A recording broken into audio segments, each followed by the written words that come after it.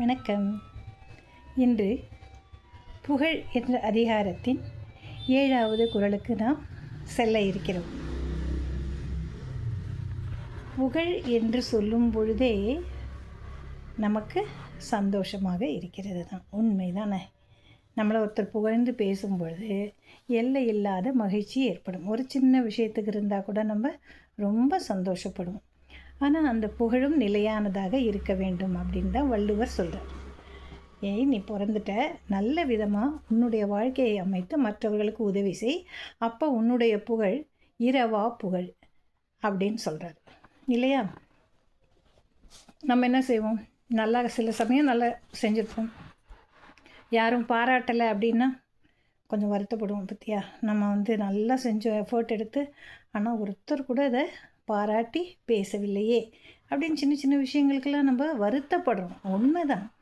ஆனால் நிலையான புகழ் அப்படின்னு சொல்கிறது என்ன, என்றைக்குமே இருக்கணும். அது நம்ம மறைந்தாலும், நம் காலமே மறைந்தாலும், நம் உருவம் மறைந்தாலும் நாம் செய்த செயல்கள் நிலைத்து நிற்குமே, ஆனால் அதுவே நிலையான புகழ் என்று கொள்ளப்படுகிறது இல்லையா. இப்போது நம்ம இந்த குறளுக்கு போகலாம், என்ன சொல்கிறாருன்னு. புகழ்பட வாழாதார் தம் நோவார் தம்மை இகழ்வாரை நோவதேவன். புகழ்பட வாழாதார் தம் நோவார் தம்மை இகழ்வாரை நோவதேவன்.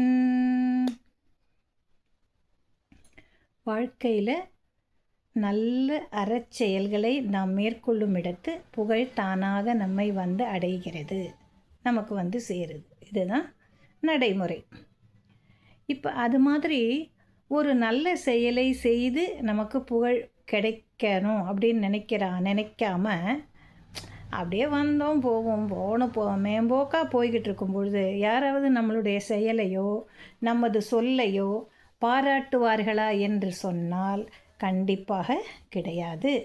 ஏன்னா சொல்லிக்கொள்ளத்தக்க அளவில் நமது செயல்கள் இருக்க வேண்டும்.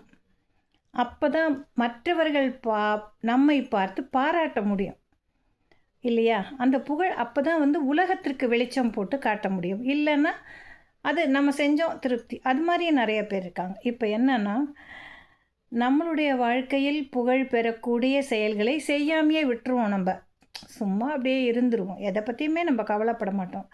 அப்படி இருந்தாக்கா அவங்க என்னடா இவன் இப்படி இருக்கானே அப்படின்னு மற்றவங்க சொல்கிறாங்க இல்லையா. எதையுமே செய்ய மாட்டேங்கிறான், இதே மாதிரியே இருக்கிறானே, எந்த ஒரு செயலையும் கருணை உள்ளத்தோடோ இரக்கத்தோடோ மற்றவர்களுக்கு உதவணும்னு இல்லையே, ஏன்டா இப்படி இருக்கிற அப்படின்னு சொல்கிறாங்க இல்லையா. அது நமக்கு பழிச்சொல், அது நமக்கு பழிச்சொல். அந்த பழிச்சொல்லை சொல்லும்போது நமக்கு வருத்தம் வருது, என்னை இகழ்கிறார்கள் என்று வருத்தம் வருகிறது. ஏன், நான் எந்த நல்ல செயலும் செய்யவில்லையே. நல்ல செயலை செய்யாமல் இருந்துவிட்டு நம்மை பிறர் புகழவில்லையே என்று வருத்தம் கொள்வது எந்த வகையில் சிறந்தது அல்லது நியாயமானது என்று வள்ளுவர் கூறுகிறார். பிறந்தால் இறப்பு நிச்சயம், இறப்பதற்கு முன் நல்ல செயல்களை செய், நல்ல செயல்களை செய்தால் புகழ் உனக்கு எஞ்சி நிற்கும். உன்னுடைய உடல் மறைந்தாலும் உன்னுடைய செயல் நிலையாக நிற்கும். அதனால் மனிதர்களே, நல்ல விஷயங்களை நீங்கள் செய்து மற்றவர்களுக்கு உதவி செய்யுங்கள். உங்களை பாராட்டவில்லையே என்று நீங்கள் எதற்காகவும் வருந்த வேண்டிய அவசியமே இல்லை. ஏனெனில் நீங்கள் அதற்குரிய செயல்களை செய்யவில்லையே என்று வள்ளுவர் கூறுகிறார். நாளை பார்க்கலாம். நன்றி.